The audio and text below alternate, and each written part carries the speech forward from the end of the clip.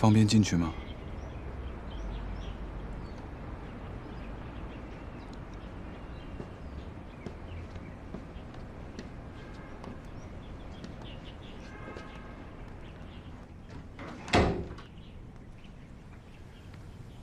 叔叔，我现在到了汽车旅馆了，已经见到了妙英。您放心吧，她没事。稍后我跟她一块儿回来。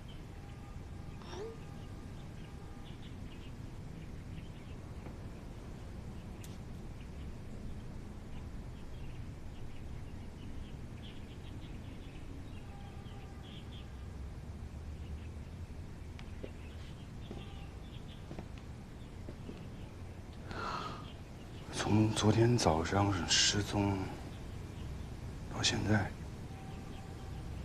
，1天多的时间里，都在这儿。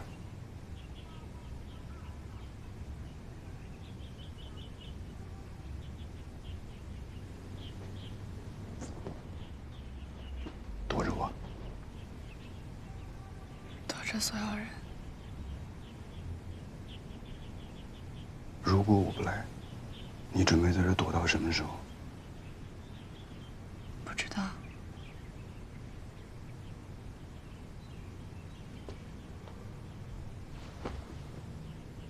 躲在这儿就是为了逃避结婚，还是说在想一个什么给我解释的理由好？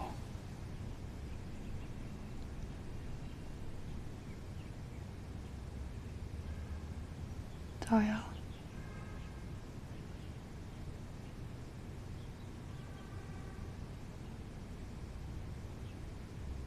你知道我想了1天1夜，百思不解。在这之前，你1秒钟拒绝结婚的迹象都没有。可是为什么在注册的当天，你会突然当落跑新娘？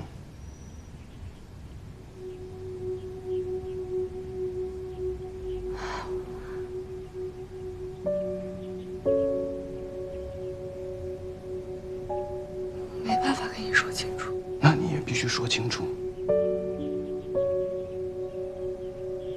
也许我不会接受，但是最起码我有权利知道一个能够符合逻辑、我能够理解的理由。你爸妈他们反对，其实是有道理的。我们不该这个时候结婚。那应该是什么时候呢？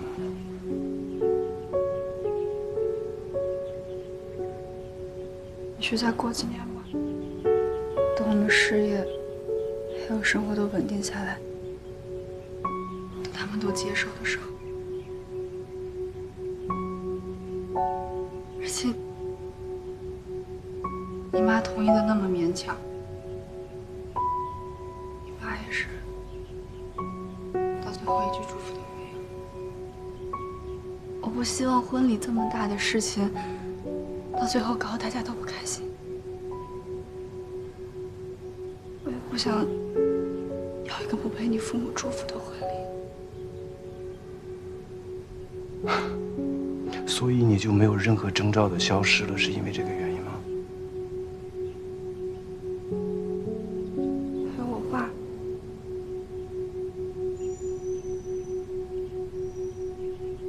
他也认为我们2个不适合这个时候结婚。他虽然一直嘴上说是支持跟祝福，但是他也跟我反对我。可是为什么在我的面前，他从来都没有说过他不同意？他尊重我们，所以他不干涉。你爸爸是希望你有一个花费了上百万的婚礼，昭告天下，人尽皆知。只有这样才符合你们几十亿身家的成家女儿出嫁的规格，而且同时也不辱没你作为伟业继承人的高贵身份，是吗？他如果真的这么想，我觉得也没有什么不对的吧。难道现在结婚这个事儿是我一个人的意愿，而你是被我的感情绑架了，是可以这么理解吗？不是啊，我心甘情愿的嫁给你，我跟你一样等这一天等了很久。可是为什么在注册当天你会消失了呢？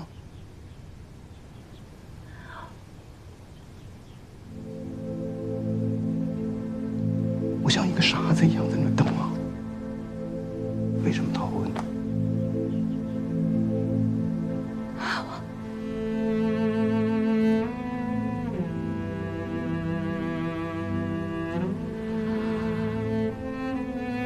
那好，那你告诉我，前一天、前一晚，你上哪儿去了？做了什么？什么也没做，就在家里待着。第二天早上，你平静地吃完了早餐，幸福地去了市政厅，在所有人都不知道的情况下突然消失。你觉得这样的理由合逻辑吗？或者是说你有什么事情在瞒着我？没有。Why？为什么？那我就更不明白了。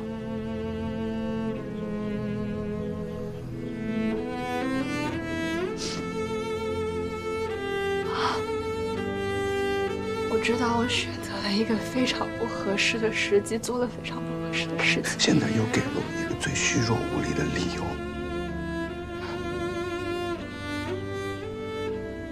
说这个，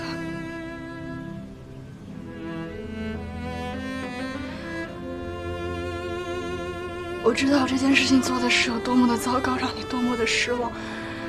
但是我请你千万不要怀疑我对你的感情，好吗？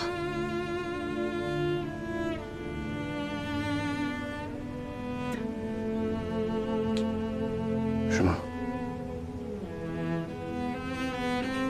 我可能因为任何原因从结婚登记处走掉了，但是绝对不会因为我爱你不够。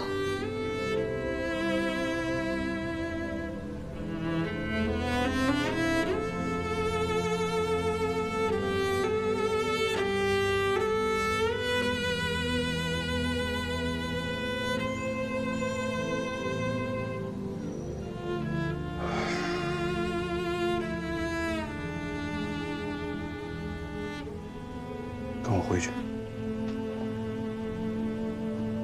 还有，从今以后，我不会再强迫你做任何你不想做的事，尤其是结婚。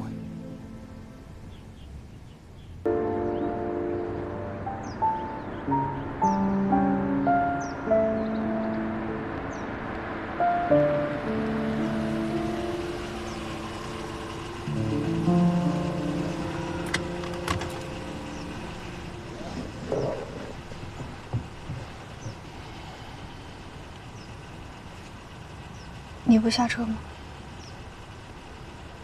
我只是送你回来。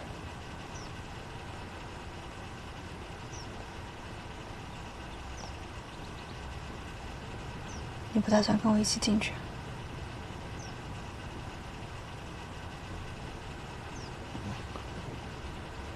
我想我不在场，因为你爸说话不更方便。那你要去哪儿？回我自己那儿。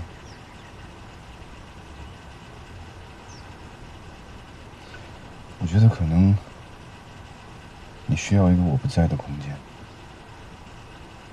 总是这么面对我，你不觉得难受有压力吗？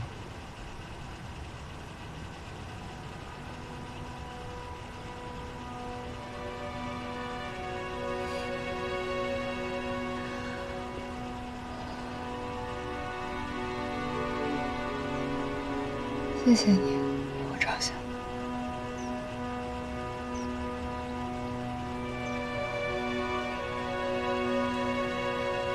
有些话，我现在不知道该怎么跟你说，但是我向你保证，我们之间什么都没有变。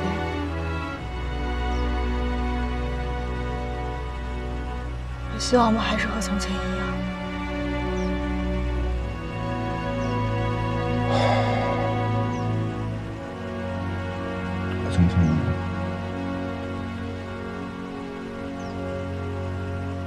也希望。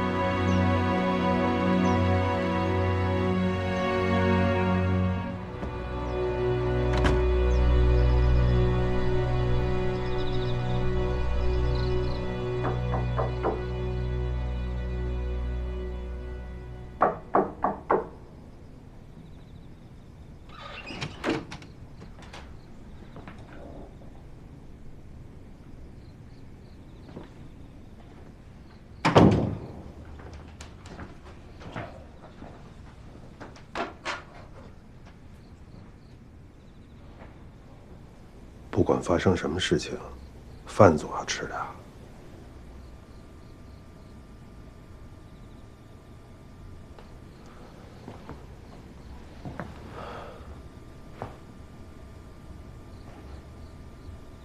洋洋，爸爸让你受委屈了，对不起啊。舒澈没为难你吧？没有。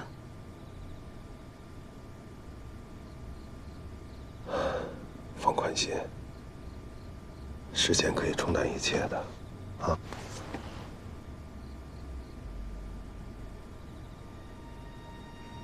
一旦有了裂痕，它都永远留在那儿。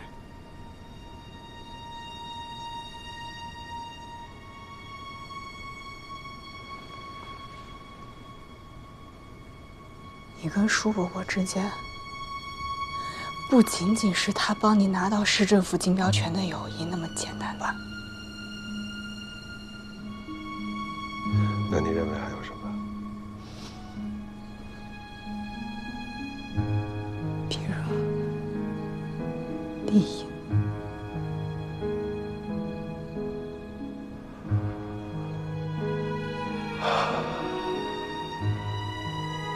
投之以木堂，报之以琼瑶。利益和感情永远是不能分割的，二者一旦被分割了，我们拿什么来表达我们的感情呢？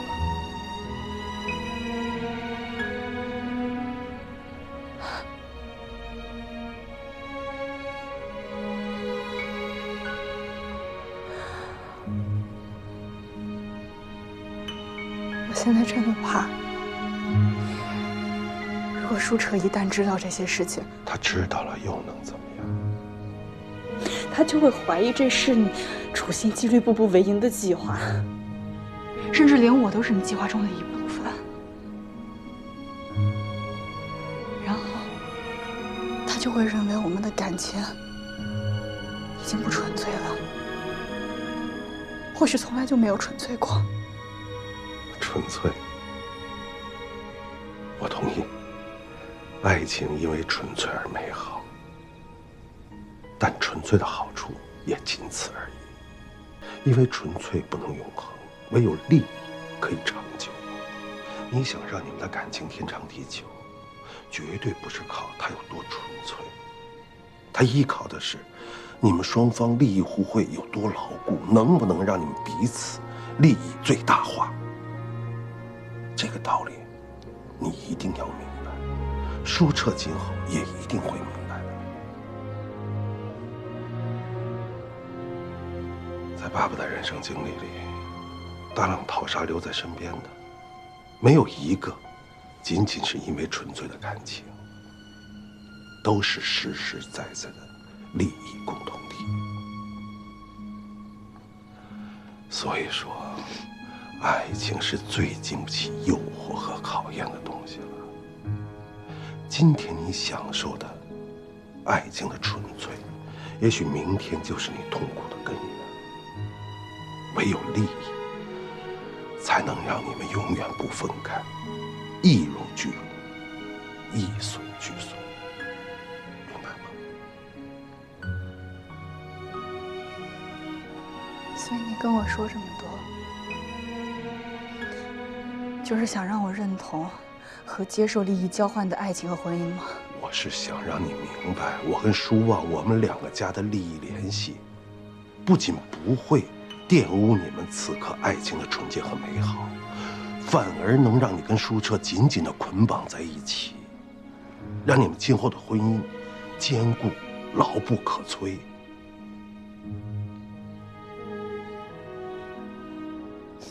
爱情都不纯粹了，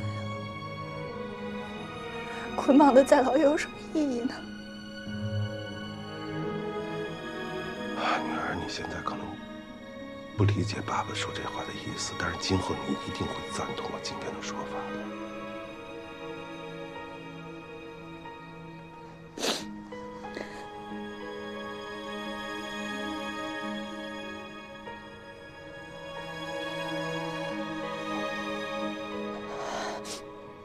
你让我休息会儿，太累了。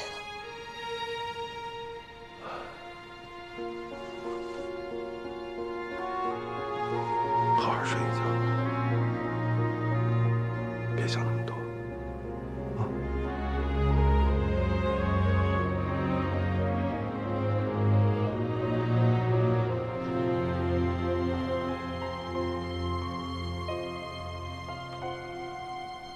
洋洋，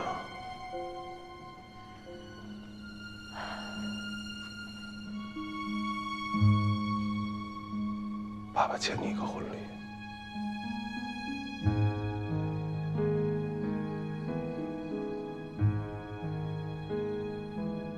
晚安。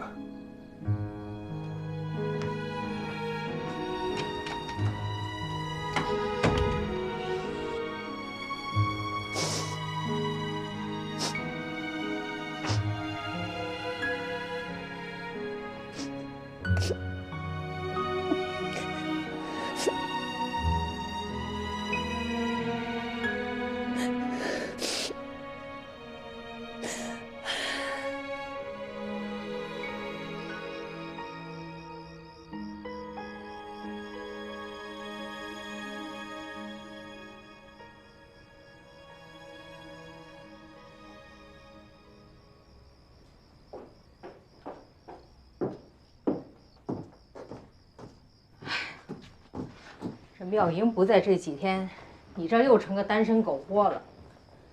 除了方便面，什么都找不到。来，快来趁热吃了，别坨了。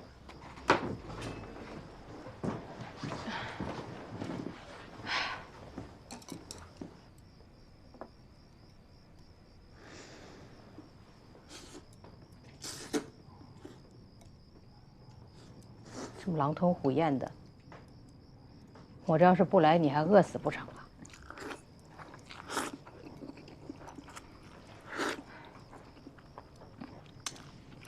你先去把妙云接回来吧，啊！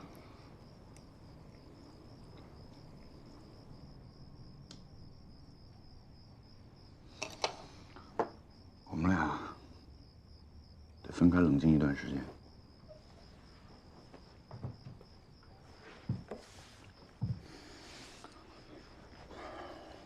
你想惩罚人家多久啊？这不是惩罚，我只是想知道一个他为什么要逃婚的理由。这很过分吗？这个要求？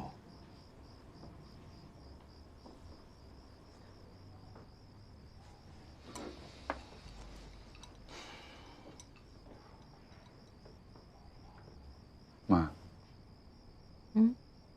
你没有瞒着我。给妙云施加什么压力吧？尤其是我爸，他有没有要求妙云不要跟我结婚？没有，当然没有。你爸要是不同意你结婚，那他会当面跟你说呀，干嘛在背后去逼迫妙莹啊？真没有，真没有。那我就更想不到有什么原因会让他突然一夜变卦，把他从像我一样渴望结婚，变成落跑新娘。我总觉得，在注册的头一天，或者前一天晚上发生了什么事儿，会让他突然改变了决定。你问过妙莹，发生什么事儿了吗？他说什么都没有。但是我总觉得他有什么事在瞒着我。这2天的妙莹，突然让我感觉到，我对他从来都没有这么陌生过。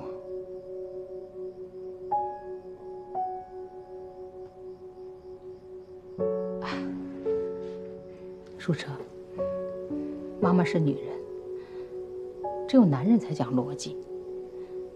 女人是情感动物，会经常有一些说不清道不明的情绪，没有什么道理可言。你要给妙莹更多的时间和空间，让她自己去消化。我始终认为，我也从来没有怀疑过她对你的爱情。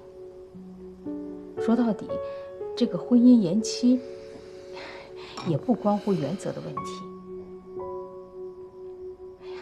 你是个男孩子，你别那么矫情，好像自己受了多大伤害似的。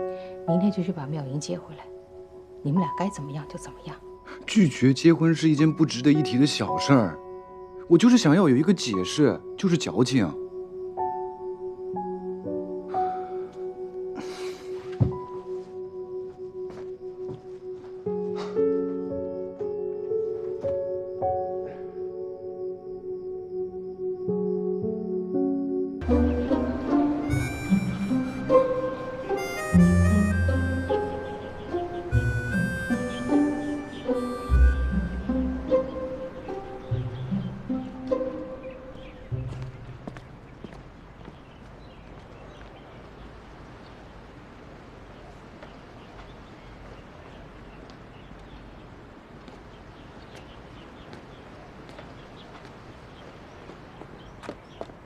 一起吃个午饭吧。现在能给我个解释了吗？我都跟你解释了，真的没有其他原因了。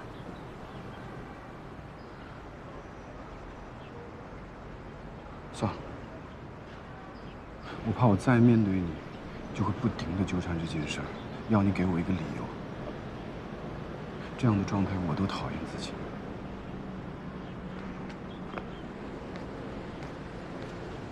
我不给你一个你认为合理的解释，我们就再也回不到从前了，是吗？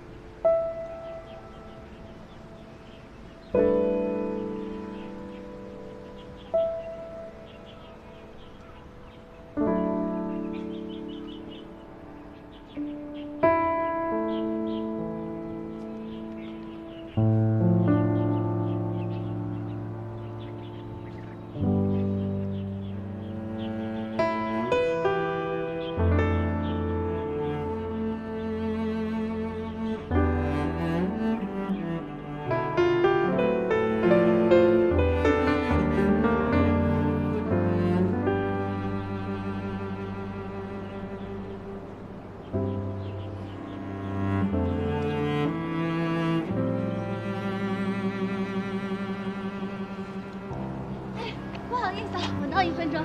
没事。怎么样，新娘子？新婚生活如何呀？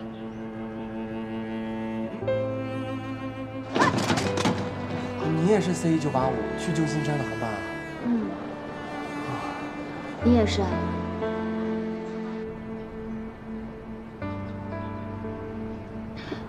对了，这是我给你准备的新婚礼物，虽然不是最贵重，但起码它是最花心思和最费功夫的礼物。新婚快乐！谢谢。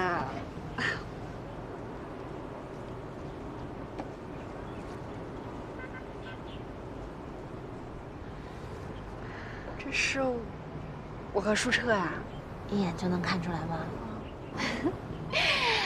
那就说明还不算太糟糕。真的我特别喜欢，谢谢。那就祝福你和舒澈像他俩一样，永远连体，永远幸福快乐。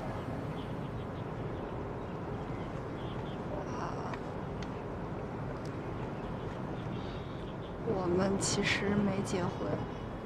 啊，没结？为什么？我们想来想去，觉得现在结婚不是最合适的时候，因为毕竟还有那么多的学业没有完成。但是我真的非常喜欢他，所以可以留下来吗？当然可以，这本来就是特地为你俩做的。谢谢你，非常感谢。不用那么客气。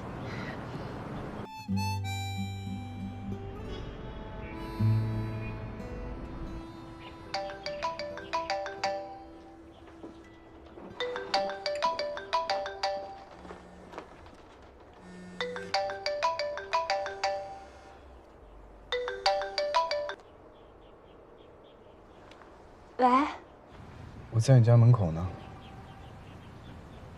能出来一下吗？有些话想跟你说。哦，好，你等我马上下来。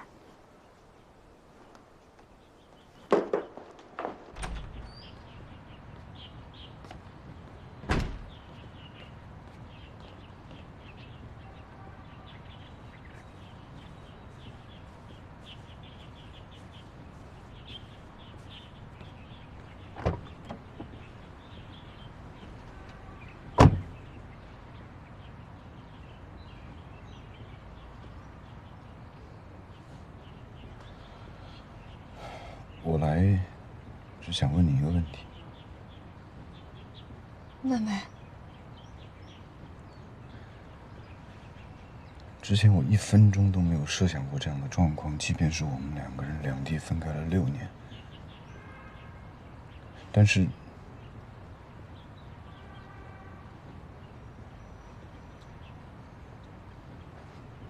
如果一旦有，请你一定要告诉我，我可以理解，甚至是可以接受。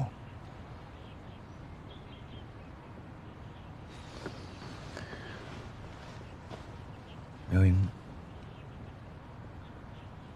除了我，你还爱过别人吗？或者是还爱吗？你为什么会这么问？我不该问吗？尤其是在你拒绝和我结婚之后。所以你是怀疑我移情别恋出轨了？我们分开那么久，你又那么优秀，肯定会有很多人追你，其中也会有优秀的吸引到你，这也很正常啊。我告诉你，一个都没有，而且根本不可能。我12岁认识你到现在，我只有你一个。舒澈，而且我告诉过你，我可能因为任何原因产生犹豫，但是绝对不会因为我不够爱你。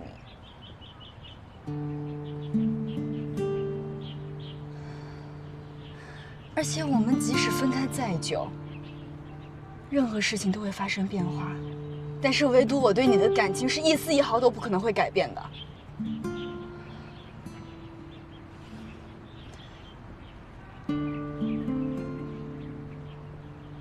然后，到底是为什么？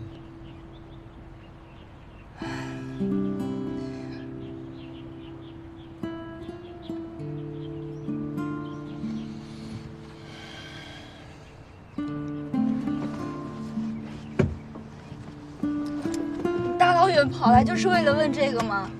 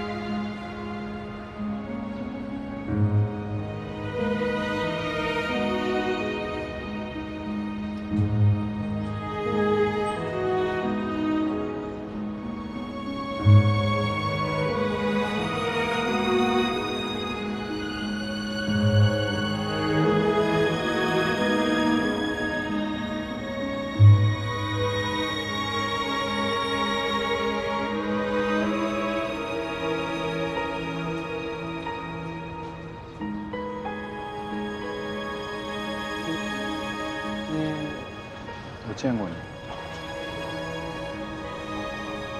啊，你是妙莹在清华的同学吧？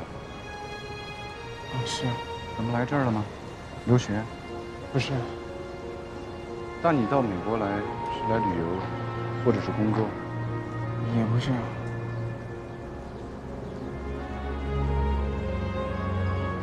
你是来找妙莹的？没有。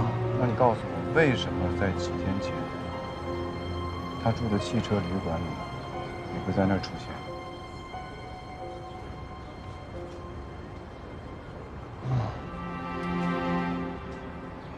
你看见我了？你现在还要说你不是来找她的吗？我确实是为他来的，但我不是来找他的。跟我玩文字游戏呢？你是为他来的，但是你不是来找他，是不是？接下来你还要告诉我，你阻止他结婚，但是往后发生的一切事情，跟你都毫无关系。阻止他结婚？我哪有那个能力啊？在我们注册之前，你对他说过些什么，做过什么？我什么也没做，我们连面都没见过，他都不知道我来。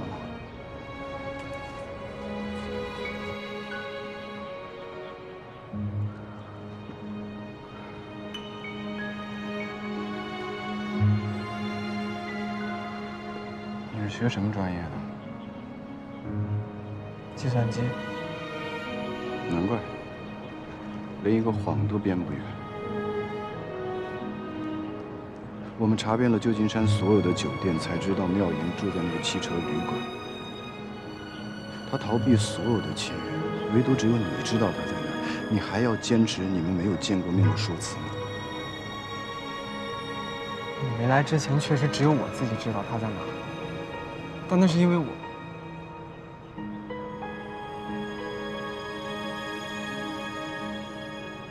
从市政厅一直跟踪他到汽车旅馆，但是他确实不知道我也在那儿。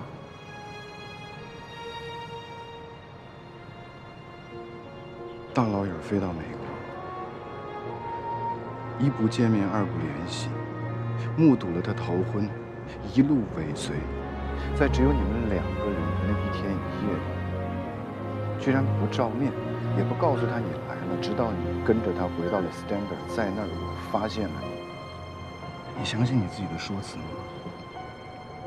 告诉我，你来美国到底是干嘛的？我什么也不想干，就是听说他要结婚了，我想来看看。想看什么？我想亲眼看到他结婚，就像入葬之前把棺材板上最后一颗钉子钉上，那就没什么遗憾了。啊，对不起，对不起，我不是说你俩的婚礼，我是说我自己的感受。你爱他？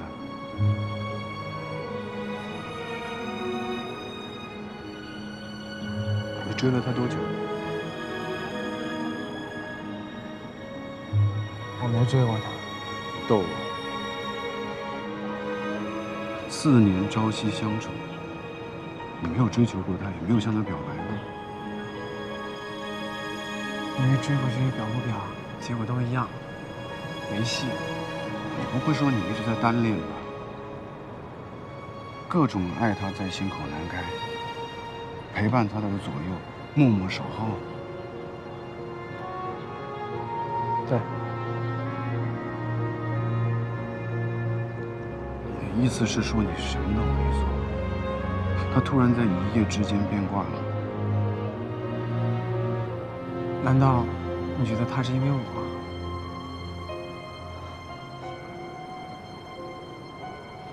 我多想承认怪我，怪我，都怪我，但并不是这样，因为他甚至都不知道我喜欢他。你也不用把我当作是你的情敌，因为我连备胎都算不上。不信你回去问问他。问他在美国见没见过明明，他一定觉得你在说火星人。那你能不能告诉我，从市政厅离开之后，一直到汽车旅馆，这1天1夜，妙莹都做了些什么？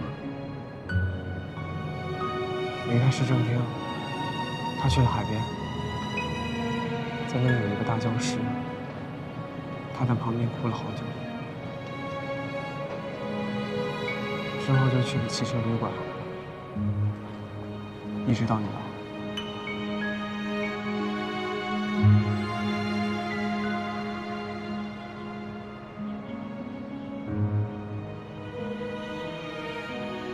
就这些。就这些。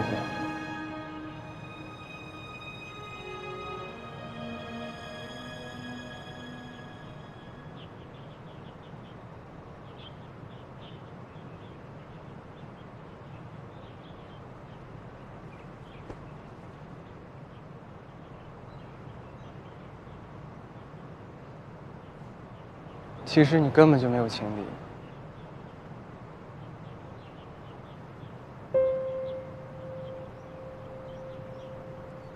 也不是没有人喜欢妙言。第一批倒下了，第二批又不知死活的冲上去，前仆后继，死而后已。可偏偏就是没有一个人能走进他的心里，因为他心里只有你一个人，剩下的都是浮云。虽然你不在清华，但是你的传说倒是无处不在。我能多一句嘴吗？你们之间有什么矛盾吗？没问题，也没矛盾。我也不知道。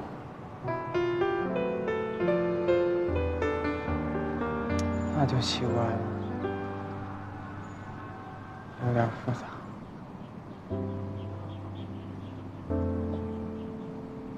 不过我再多一句嘴啊，我敢保证，绝对不是因为妙莹对你的感情有了变化。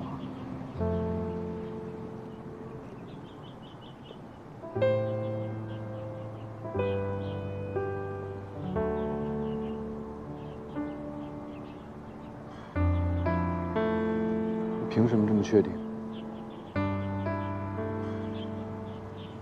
我没凭没据，没资格代言他，更没资格评价你俩的感情。但是，我还算了解他吧。你是什么时候开始的？你是说暗恋吗？4年前吧，刚进大学见他第一眼的时候。怎么不让他知道？我有自知之明。可是喊出来，不比憋死更强？你不觉得？如果你不能让你喜欢的女孩幸福，那你的爱就没有意义啊！而且，我也问过我自己，拿什么让她幸福？就像她现在拥有的一样。答案是 nothing。虽然你没说，但是你做的可不少。我对自己无能为力。这4年，我天天努力想结束它，甚至希望没开始过。我对自己爱或者不爱，一点办法也没有。对他对追求者一概无视的状态，也是一点办法也没有。就明知道他不可能爱我，但我还是爱他。更是一点办法也没有。但是有一天，我突然想明白了，你的爱对他没有意义，但是对你自己有意义啊。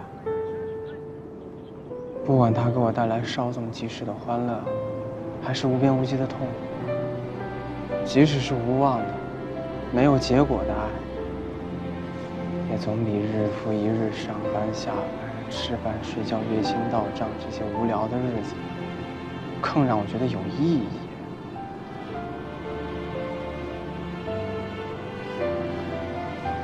爱是我活得最大的意义，哪怕谁也不知道。也许你觉得我可怜，是一个活在 YY 里的抖 M。但是对我而言，它就是我赖以生存的空气，它是我甘之如饴的糖。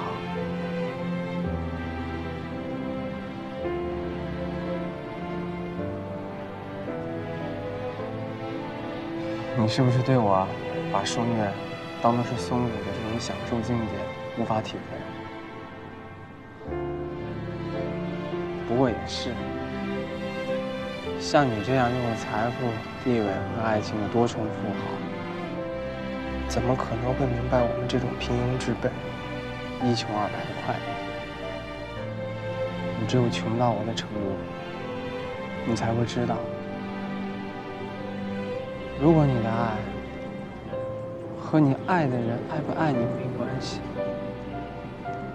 和你爱他有多深，就要求他爱你多深的本能所求没关系。甚至让他知道，你爱他这件事都无所谓的话，那你对这份爱不抱一丝希望，就不会有一毫失望。不以占有为目的的爱，就不会因为失去而痛苦，只会因为爱而快乐。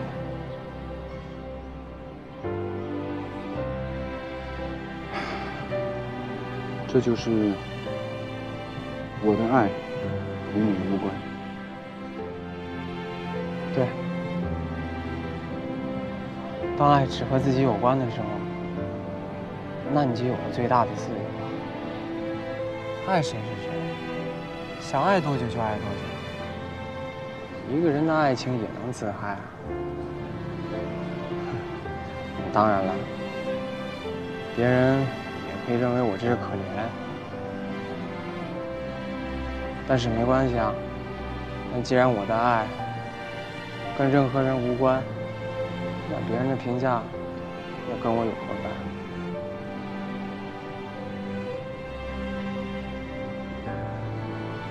就算爱是一件被你爱的人忽略、微不足道的小事儿，依然可以成为照亮你自己生活、惊天动地的大事。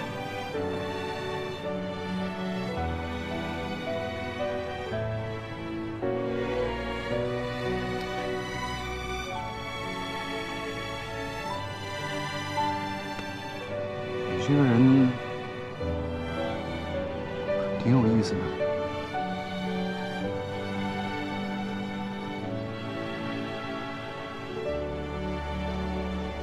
我马上就去机场离开美国回北京了。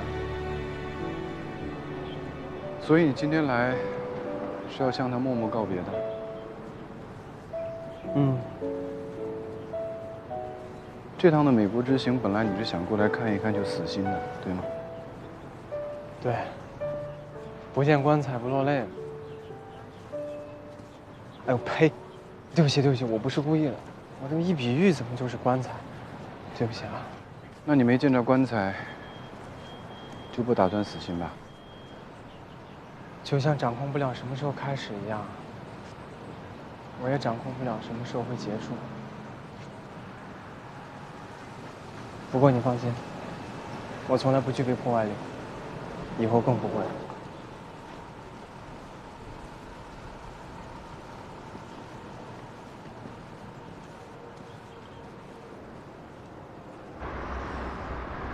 我走了，再见。再见，很高兴认识你。我也很高兴认识你。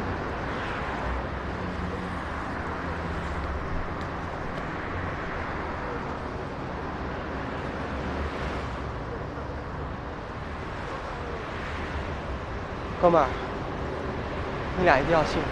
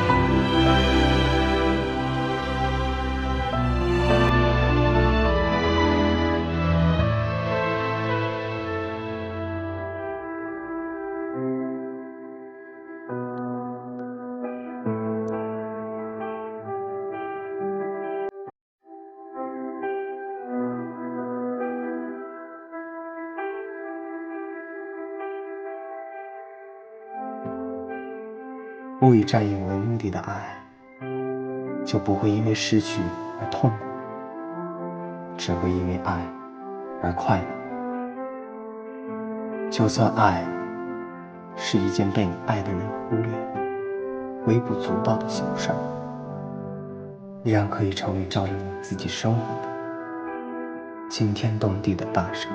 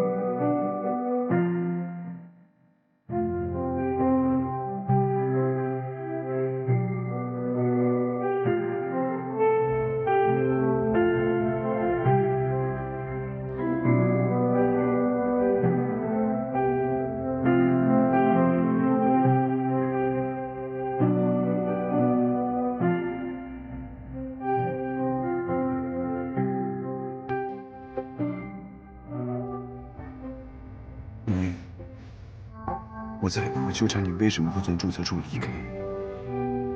我只想和过去一样爱你，比过去还要爱你。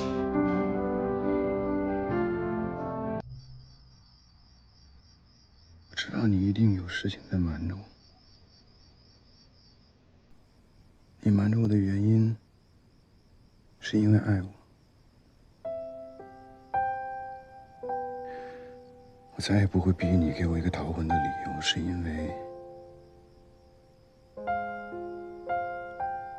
我想让你在面对我的时候依然能够保有自己的秘密。我想让你拥有一个不必向我开放的空间。我希望你拥有爱我或者不爱我的自由。这是我希望能够给你的最好的爱。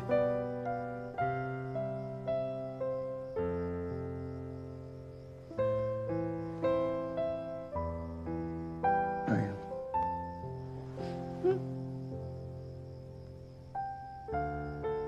不要委屈自己，即使是你不爱我了。也千万不要勉强自己。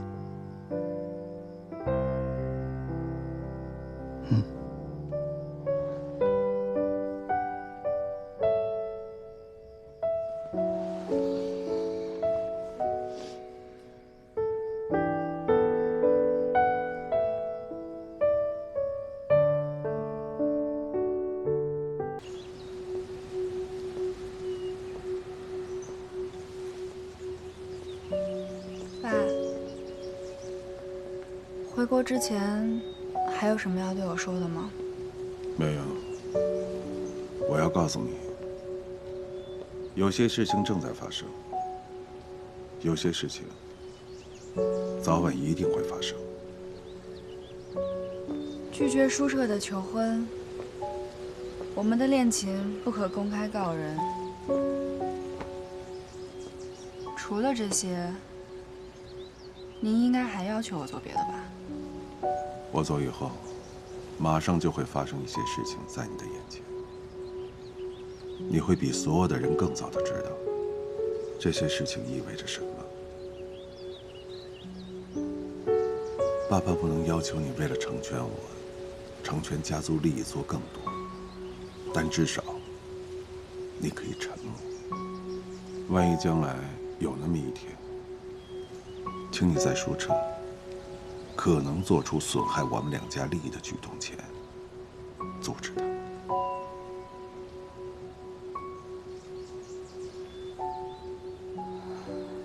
女儿，爸爸必须跟你说声抱歉。我知道，这2个字表达此刻我对你的心情过于轻描，但是爸爸必须说。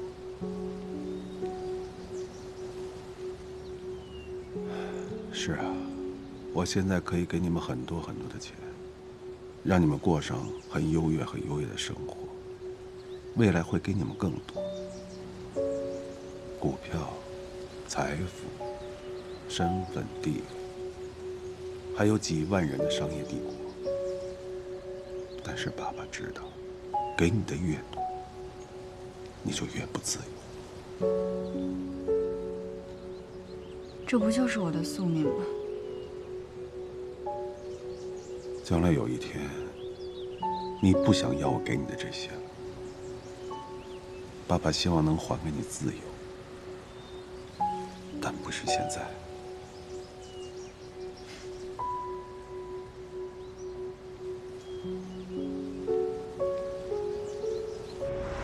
平时坐飞机你担心，明天是坐妙莹爸爸的私人飞机，你还担心呢？哎呦，这回美了，提前沾儿媳妇的光了。舒澈，答应妈，别对妙莹太苛刻啊。哎呀，妈，您放心吧，我还会像过去一样爱她，我会耐心的等到她心甘情愿的嫁给我。傻儿子，这还用怀疑呀？他怎么会不心甘情愿呢？妈，跟我说说我爸那个女人的事儿吧。好好的，你提他干什么呀？我想知道的多一点。这个和你没关系，你就别那么问了。而且我都说过，这事儿已经过去了。是，他是跟我没关系，可是我爸跟您呢，也跟我没关系吗？真的过去了吗？妈，在我面前您还伪装，您到底想一个人扛到什么时候？要扛多久啊？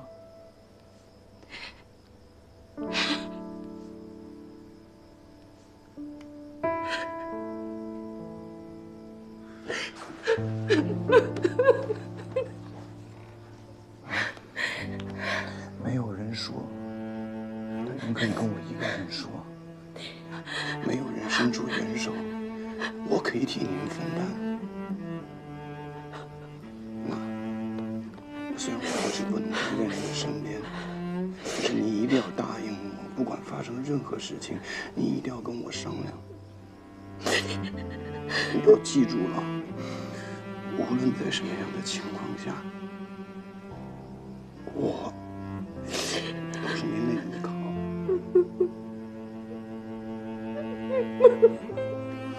妈，你这样回去，我真的不放心。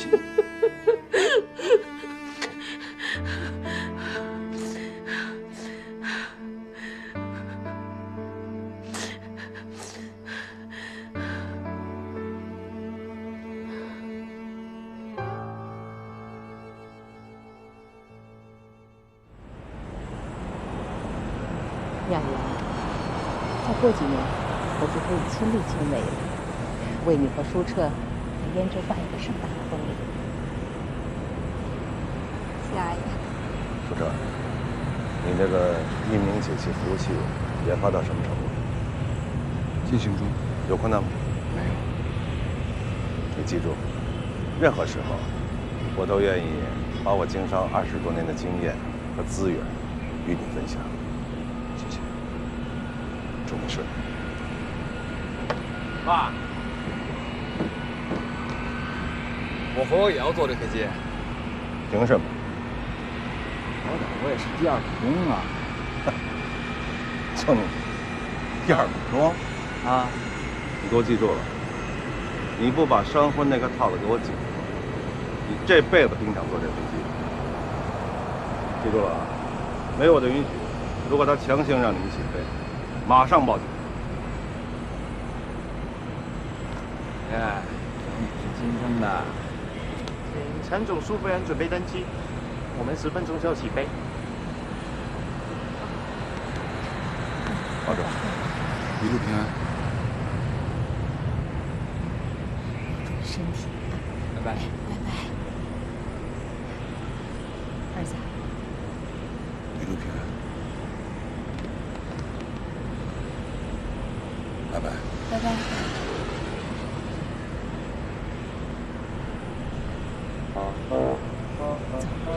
下。